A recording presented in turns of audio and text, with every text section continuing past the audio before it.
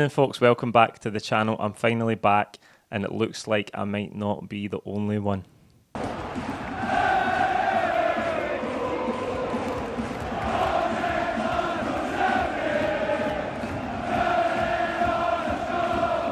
Yes folks, welcome back to Celtic Fans TV. I'm back from holiday and ready to talk about Celtic's search for a new manager. I knew about a week before the season finished that after the Scottish Cup final I was going to end up going on holiday and Ange Postecoglou would leave, meaning that I couldn't do any content while I was away. So first of all, massive shout out to Kenny, Callum and Chris for stepping in on the video last week. I thought they were excellent. I really enjoyed watching it back. So many great points made. Before we move on to the content of tonight's video, I'll just give my closing thoughts on the situation with Ange leaving. I knew for the word go that when the Tottenham Hotspur links were genuine, that we were in trouble. I think we all felt that. And I think as the weeks went on, if you think about the week leading up to the last league game, and then particularly the build-up to the Scottish Cup final, I think we all had that ominous feeling that he was further off. And I think if you look at it for him, it's a meteoric rise. Just over 2 years ago, he's coaching in Japan, and now he's the manager of Tottenham and the English Premier League. And whether we like it or not, it may well be overhyped. But it is where the best managers are, it's where the best players are, it's where the most money is.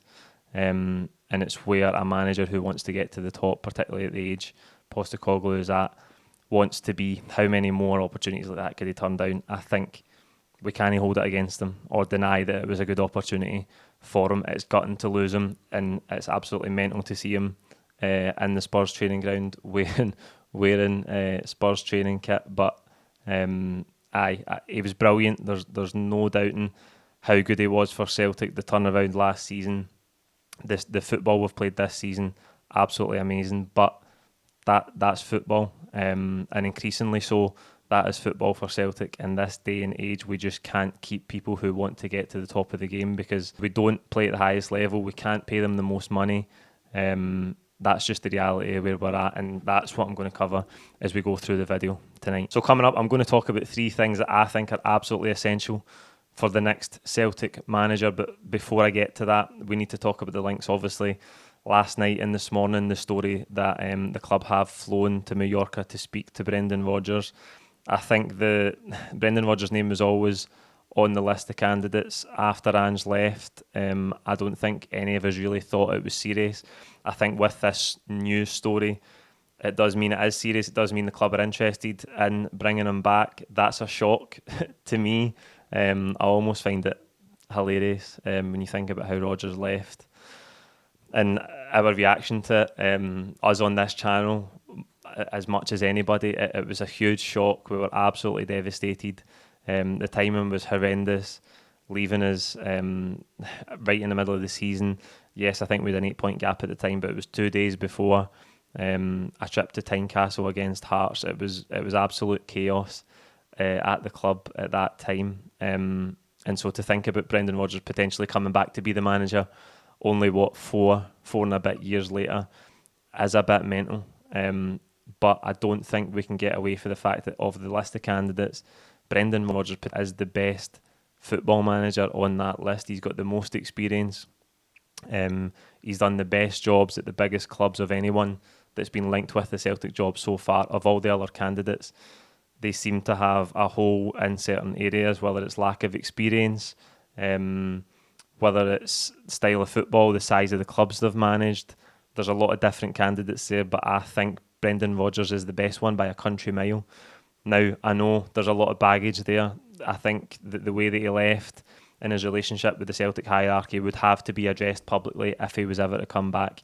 And even though this story has sort of solidified Celtic's interest in bringing him back, in my heart of hearts, I still can't see it happening. I just can't imagine him being back at Celtic Park as a manager in such a short space of time.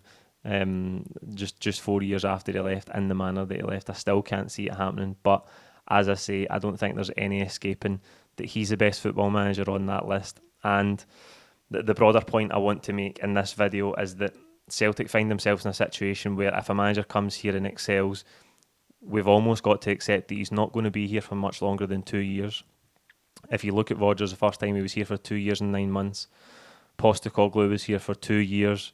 Neil Lennon the second time round only lasted 2 years, but that was in different circumstances. That was because he had failed and he had to go. Ronnie Dyler was only here 2 years. That was an appointment that didn't work out. Increasingly so, the average tenure of a Celtic manager is becoming less and less. And if you look back, you can see on the screen now the average tenure since Martin O'Neill took over in 2000 is only 2.8 years. That means the average manager doesn't even complete a full 3 years in this century at Celtic. And you can see it's diminishing. Martin O'Neill done 5 years, Gordon Strachan done 4, Neil Lennon done 4 the first time round, but after that the average tenure seems to be getting smaller and smaller. And Celtic are presented with this challenge that, as I say, if a manager comes in and does brilliantly, he's going to get plucked away by a bigger club in a bigger league. That is the challenge we have to deal with. We deal with it with players. We want players who come to Celtic and are excellent. They're absolutely brilliant. They want to get to the highest level. They've got the most amount of potential they can possibly have. But it means that somebody's going to come and buy them, and they won't necessarily be at Celtic for very long. Now we're in that situation with managers. Celtic finds itself in a place in the European football food chain where we are the perfect stepping stone to a bigger league. I don't like that any more than you do. It's a hard thing to accept because of the size of Celtic, the history, the size of the support, everything that comes along with Celtic and what it is. But at the end of the day, we can't pay people the most. We can't expose them to the highest level of football. And while that's the case, we need to accept that where we unearth gems in terms of players and now managers, and we develop them and they do a brilliant job here, a bigger club's going to come and steal them away, and that makes it really difficult for the club with managers to almost produce this conveyor belt the same way we have to do with player trading, where we constantly have to replace managers all the time. I think that makes it very difficult to build something substantial. I know the natural cycle for any football manager is probably only 4 or 5 years. Anybody that goes beyond that in modern football is really the exception. You look at Guardiola, Klopp as well.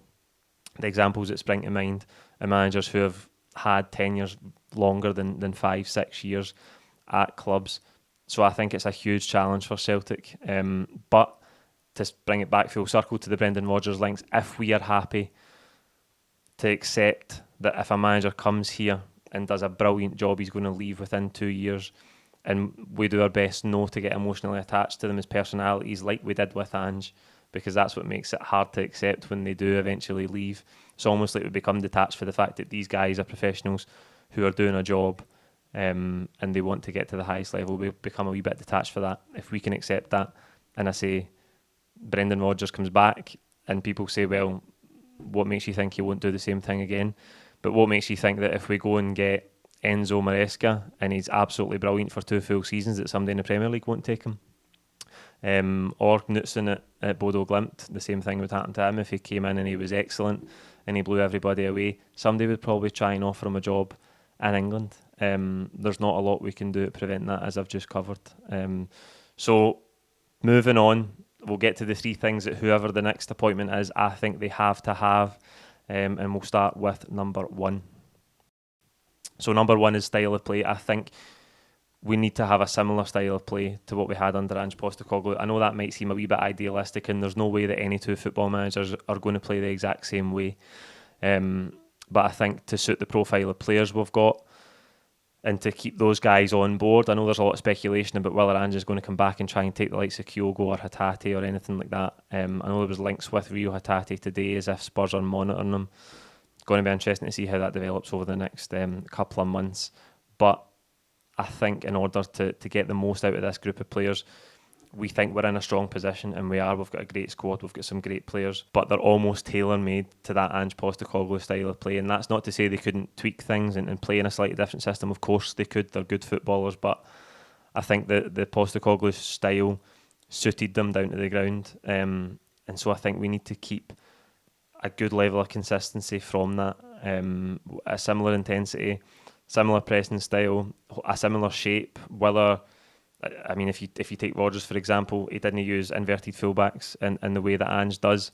And obviously there'll be tactical nuances in there with any manager, as I say. But I think we do need to keep continuity there, because the biggest risk to any football club is the manager leaving. The manager is the most important person at any football club. And this does present a danger for Celtic if they don't get the appointment right, because we could go from this very strong position that we have with a great squad off the back of a domestic treble, and we've seen it before that it doesn't take long for things to change in football if you don't get the managerial appointment right.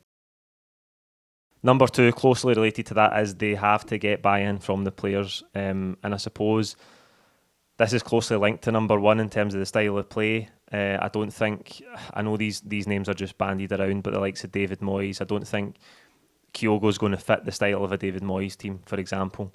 And I'm not saying David Moyes is ever going to get the job, but he's just a name that you would see on the list. So I think that style of play will get buy-in from the players, but also what I'm touching on here is the influence of Ange on them, because Ange knew a lot of these players from working in Japan, and from the outside in, it looks like he was a bit of a father figure for them. Now, I know you can put too much weight in those things, and it might not necessarily be the case. Again, they're elite footballers. They know that things change, managers change, and they can work in different ways. But I do think the new manager needs to get immediate buy-in from these top players at Celtic just now, because I do think there might be a couple of them who also think they're due to leave the club, or maybe they're in two minds about whether to leave the club this summer.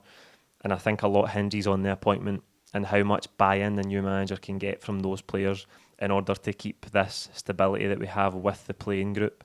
Because as I say, if we were to lose one or two big players off the back of the introduction of the new manager, that might be the case anyway, by the way. It might be that big bids come in and we can't turn them down, we have to move players on. But I do think there would be a destabilising effect of one or two of our top players leaving. And a big factor in that is going to be the new manager getting them to buy into what he's doing immediately. And the last one for tonight is experience. I don't think we can get away from the fact that experience is a very, very important characteristic for a manager of Celtic. I think we've seen before in the past, when you give the Celtic job to a manager too early in his career, it's difficult.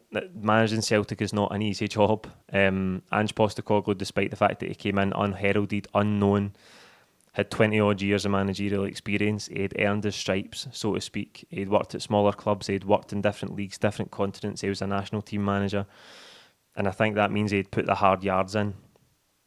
He'd seen a lot of things that make him an accomplished manager. I think it's difficult to give the manager's job at a club the size of Celtic to someone who doesn't have a lot of experience. I know there's been examples before where you could say that it worked, but I think it's a risk. I think a lack of experience is a risk, and that's why someone like Enzo Maresca, who makes sense because he's City Football Group, and we know what Celtic's links are with the City Football Group, and we've had numerous recruits from there before, Ange being the most notable, obviously.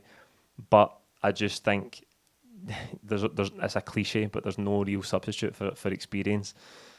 Enzo Maresca has had one job at Parma and it didn't work out for him. Who knows why that was? Italian football is a bit chaotic at times. So who knows the ins and outs of that, but he didn't last very long in that job, and I think it's a tall order with one managerial job on your CV to come and take on the job at Celtic when you've got big shoes to fill and you have to deal with that pressure. The media scrutiny, whatever we think of it, is amplified when you're managing Celtic. The pressure of having to win every single week is amplified when you're at Celtic, and that's why I think managers with experience cope with that the best.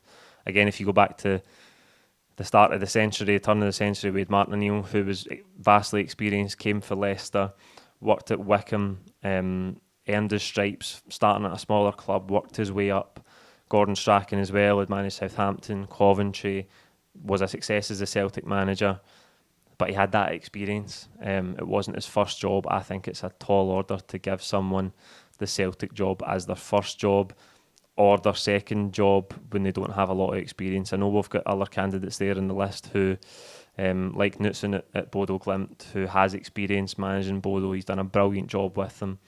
I'd be more confident in someone like that who's got experience coaching in Europe and European football and has made a success with a small club, than someone like Maresca, maybe, who suits the style, and maybe it's a similar style of play, and obviously he's worked at a high level with Guardiola, at Man City, but it's a totally different kettle of fish being the manager, as to being an assistant or to being a coach. And I think that is why experience is so valuable in whoever Celtic give the job to. Right, that's it for tonight. I just wanted to come and give you my thoughts on Postecoglou's exit, the Brendan Rodgers links, and the three things that I think are absolutely key for Celtic when appointing this next manager. It's going to be an interesting week, shall we say, seeing how these Brendan Rodgers links develop, and hopefully we get some movement. And if we do get any movement, we will be back here with content for you discussing it. So whatever you're doing, enjoy your week and we'll see you soon. Cheers.